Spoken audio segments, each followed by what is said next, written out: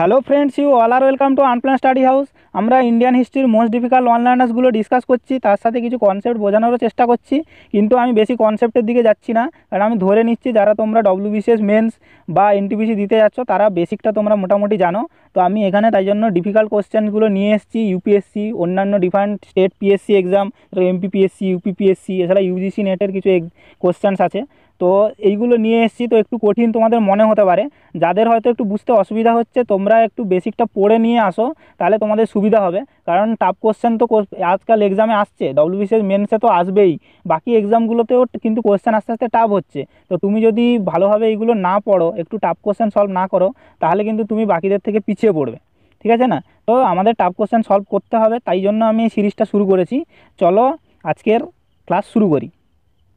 তো ফার্স্ট সেটা হচ্ছে most mentioned river in Rigveda. ঋগ্বেদে কোন রিভারটা বেশিবার মেনশন আছে, মানে কোন রিভার সম্পর্কে বেশি বলা হয়েছে ঋগ্বেদে, সেটা হচ্ছে সিন্ধু নদী। সিন্ধু নদীর ব্যাপারে ঋগ্বেদে সবচেয়ে বেশি বলা হয়েছে। নেক্সট দেখো 2 number, the famous dialogue between Nachiketa and Yama কোথায় আছে? কথা উপনিষদে। কথা উপনিষদকে কথোপনিষদ বলে। 108টা টোটাল উপনিষদ আছে, তোমাদের বলেছি আর তোমরা এমনি জানো। তো তার মধ্যে খুব ইম্পর্ট্যান্ট এই একটা উপনিষদ হচ্ছে কথোপনিষদ। কথোপনিষদের নচিকেতা আর যমের ডায়ালগ আছে। নচিকেতার বাবা মোক্ষ লাভ করতে চায়, মানে ব্রাহ্মণ, এবং ওয়ার্ল্ডলি পজেশন যে আছে, পজেশন থেকে দূরে থাকতে, মানে সব কিছু দান দান করে দিতে হয় ওদের, মানে করার জন্য, মোক্ষ লাভ করার জন্য। তো সেই কাজে মানে করতে থাকে, কিন্তু অন্যভাবে। কীভাবে? মানে নচিকেতার বাবা গরুকে ব্যবহার করে নেয় পুরোপুরি, দিয়ে একদম যখন বয়স হয়ে যায়, বুড়ো হয়ে যায়, না তাকে কিছু করা যাবে সে গরু দিয়ে, না সে গরু দুধ দেবে, সে তখন দান করে, ঠিক আছে? তো নচিকেতার বাবাকে বলে যে এটা কীরকম হচ্ছে, এটা মানে এই গরুটার আর কোনো অবস্থা নেই, তুমি দান করছো এরকম, দিয়ে সমালোচনা করে বাবা। তারপর বলে যে আমাকে তাহলে কাকে দান করবে, এরকম বারবার প্রশ্ন করতে থাকে। তো বাবা রেগে গিয়ে বলে তোকে একদম যমের দুয়ারে পাঠিয়ে দেবো, তোকে মৃত্যুকে দান করবো।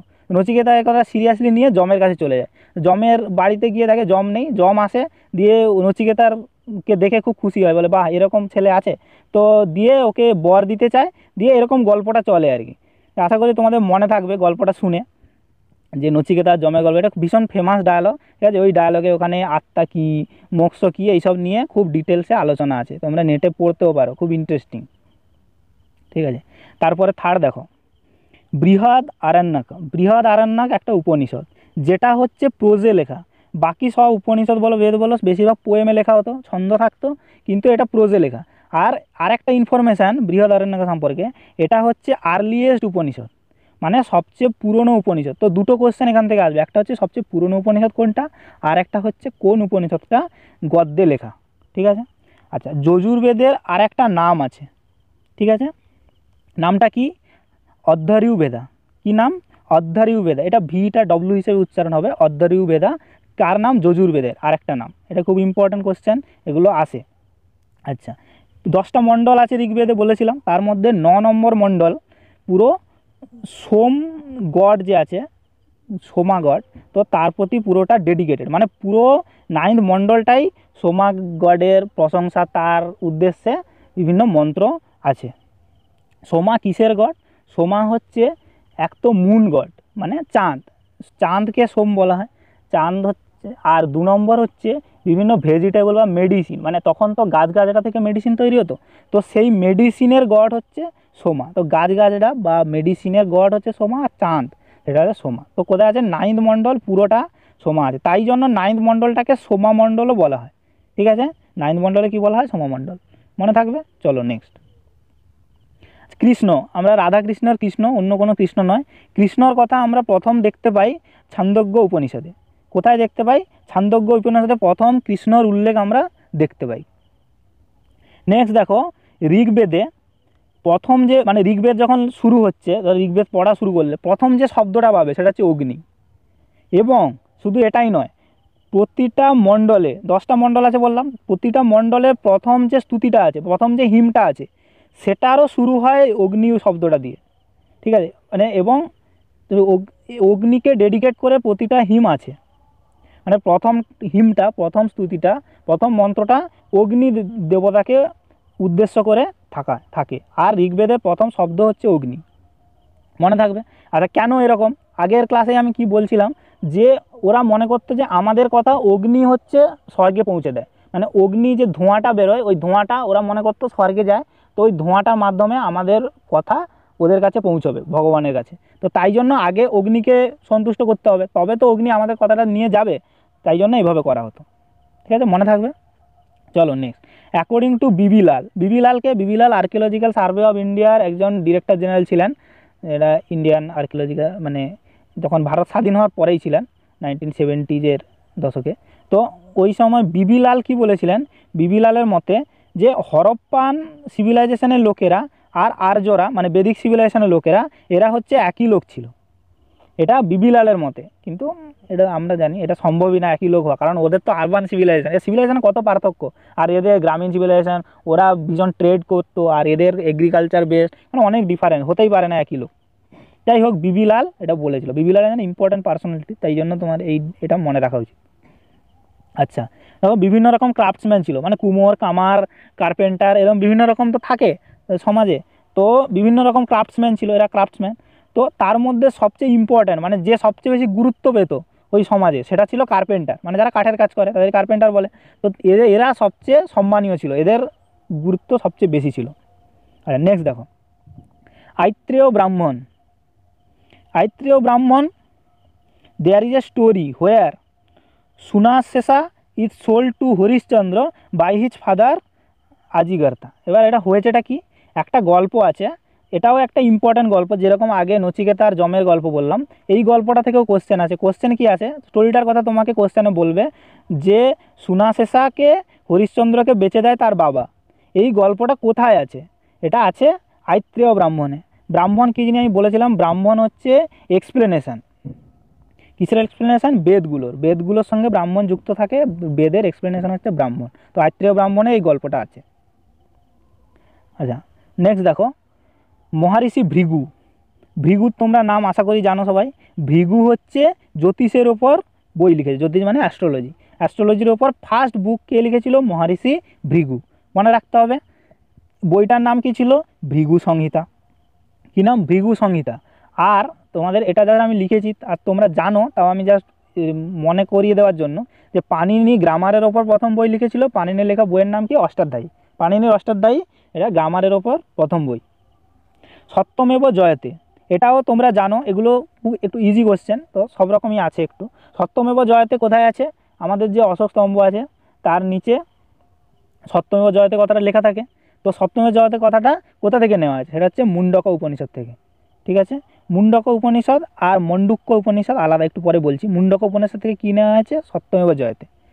নেক্সট দেখো, নিস্কো একটা অর্নামেন্ট মানে একটা নেকলেস, গোল্ড নেকলেসকে নিস্কো বলা হতো। এটা কোশ্চেন আসে যে নিস্কো যে অর্নামেন্টটা সেটা কোথায় পরা হতো, তো সেটা নেকে গলায় পরা হতো, নেকলেস গলায় পরা হয়, তোমরা জানো। আচ্ছা, এই নিস্কো পরে কিন্তু একটা কয়েন হিসেবে ইউজ হতো। দেখো আগে বাটা সিস্টেম ছিল, বাটা সিস্টেম মানে আমি তোমাকে গরু দেবো, তুমি আমাকে ধান দেবে, এইভাবে এক্সচেঞ্জ করা হতো, মানে জিনিসের বদলে জিনিস। টাকা পয়সা ছিল না শুরুতে, কিন্তু পরবর্তীকালে টাকা পয়সা বলতে আজকে যেরকম আমরা কয়েন ইউজ করি ওই রকম কয়েন ছিল না।